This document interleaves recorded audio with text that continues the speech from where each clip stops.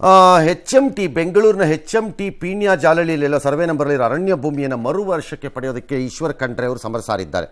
ಸಂಪುಟದ ಅನುಮೋದನೆ ಇಲ್ಲದೆ ನಿಯಮವನ್ನು ಗಾಳಿಗೆ ತೂರಿ ಸಾವಿರಾರು ಕೋಟಿ ಮೌಲ್ಯದ ಅರಣ್ಯ ಭೂಮಿಯನ್ನು ಡಿನೋಟಿಫೈ ಮಾಡಲು ಸುಪ್ರೀಂ ಕೋರ್ಟ್ಗೆ ಅರ್ಜಿ ಸಲ್ಲಿಸಿದ ಅಧಿಕಾರಿಗಳ ವಿರುದ್ಧ ಮಂತ್ರಿ ಗರಂ ಆಗಿದ್ದಾರೆ.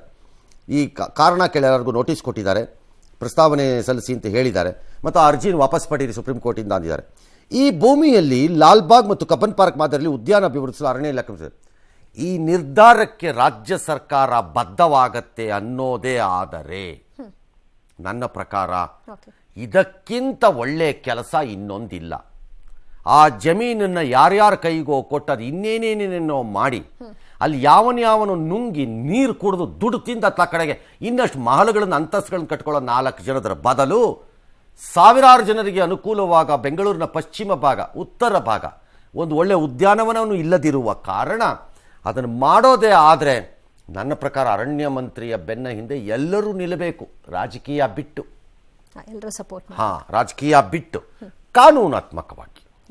ಕಂಗ್ರ್ಯಾಚುಲೇಷನ್ಸು ಫಾರೆಸ್ಟ್ ಮಿನಿಸ್ಟರ್ಗೆ. ಅದಾಗೋದೇ ಆದರೆ ಇದನ್ನು ಮಾಡಿಬಿಟ್ಟು ವಶಕ್ಕೆ ತಗೊಂಡು ರಾಜ್ಯ ಸರ್ಕಾರ ಅದನ್ನ ಇನ್ನೇನೋ ಮಾಡಿಬಿಟ್ರೆ ಅಲ್ಲ, ಅದು ಹೇಳ್ತೀನಿ. ತೆಗೆದುಕೊಂಡ್ರೆ ಉದ್ದೇಶ ಉದ್ಯಾನ ಮಾಡಬೇಕು ಅನ್ನೋದು ಕರೆಕ್ಟ್.